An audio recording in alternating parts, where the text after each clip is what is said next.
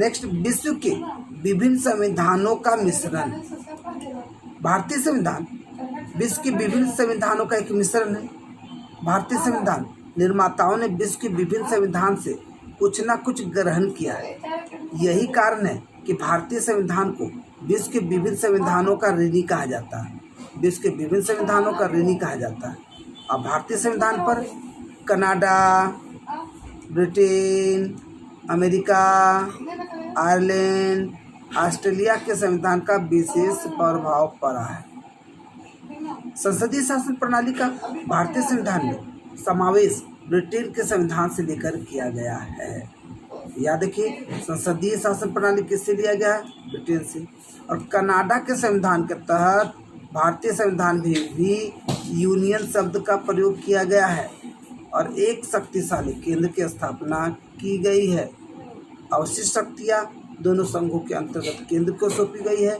समवर्ती सूची, जिनका प्रावधान भारत अधिनियम सरकार अधिनियम 1935 में था और वो ऑस्ट्रेलिया से लिया गया था। नीति निर्देशक तत्व राज्यसभा में सदस्यों का मनोनयन तथा राष्ट्रपति के चुनाव में निर्वाचन मंडल आदि आयरलैंड से लिए गए हैं। संविधान की संशोधन प्रणाली तथा राष्ट्रपति की आपातकालीन शक्तियाँ जर्मनी के संविधान से दी गई है।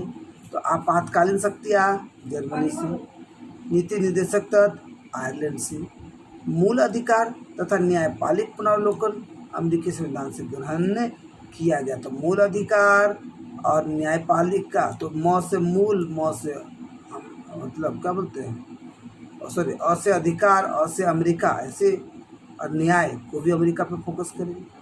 इससे आपको कई सारे आपके ऑब्जेक्टिव टाइप के क्वेश्चन देखने को मिले कि कौन सा शब्द को किस देश से लेने का काम किया जाता है। विधि द्वारा स्थापित प्रक्रिया जापान से। अब देखिए, विधि द्वारा स्थापित प्रक्रिया जापान से। मूल कर्तव्य सोवियत संघ अर्थात रूस, सोवियत संघ बोले तो रूस। इस प्रकार यह कहा जा सकता है कि भारतीय संविधान विभिन्न संविधानों का मिश्रण है। अगर आपको कह दिया जाए कि आप कहाँ तक सहमत है या आप कैसे इसको साबित कर सकते हो कि विश्व के विभिन्न संविधानों का मिश्रण है भारत का संविधान, तो यहाँ पर आप लाने का काम कर सकते हैं।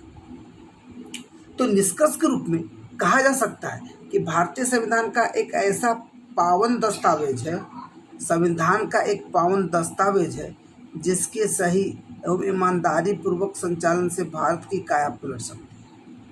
भारतीय संविधान में असमानता, सांप्रदायिकता, सामाजिक शोषण तथा विभिन्न कुरीतियों का अंत कर दिया गया है।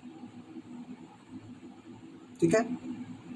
इसके द्वारा राष्ट्रीय एकता, समानता, भ्रातृत्व, न्याय, विश्वप्रेम, सामाजिक तथा आर्थिक लोकतंत्र की आधारशिला रखी गई है।